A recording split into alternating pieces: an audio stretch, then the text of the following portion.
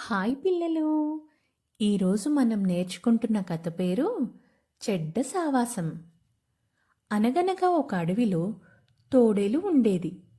అడవిలో జంతువులను చంపి తిని ఆకలి తీర్చుకునేది. ఒక్కోసారి మాత్రం ఎంత వెతికినా దానికి ఆహారం దొరికేది కాదు.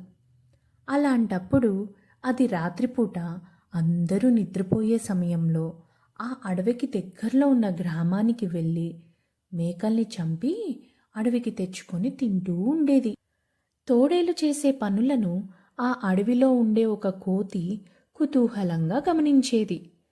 ఆ విషయం తెలుసుకున్న తోడేలు తాను చేస్తున్న పనుల గురించి కోతికి గొప్పలు చెప్తూ ఉండేది. యజమానులకు తెలియకుండా మేకలను ఎలా చంపుతుందో కోతికి వివరించి చెప్పేది. ఆ మాటలు విన్న కోతికి తోడేలు ఊరి వాళ్ళ కళ్ళు కప్పి మేకల్ని ఏ విధంగా పట్టుకుంటుందో చూడాలనిపించేది.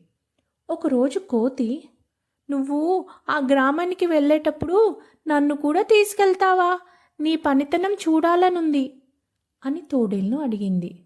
దానికి తోడేలు, "ఈ రాత్రికే నిన్ను తీసుకెళ్తాను, సిద్ధంగా ఉండు" అని చెప్పింది.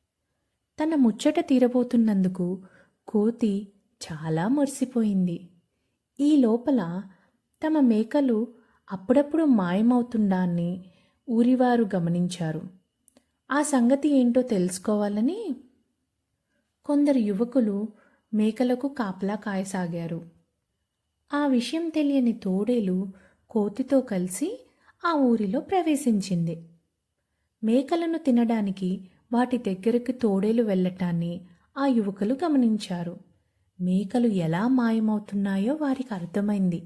వెంటనే తోడేలుపైన కర్రలతో దాడి చేశారు.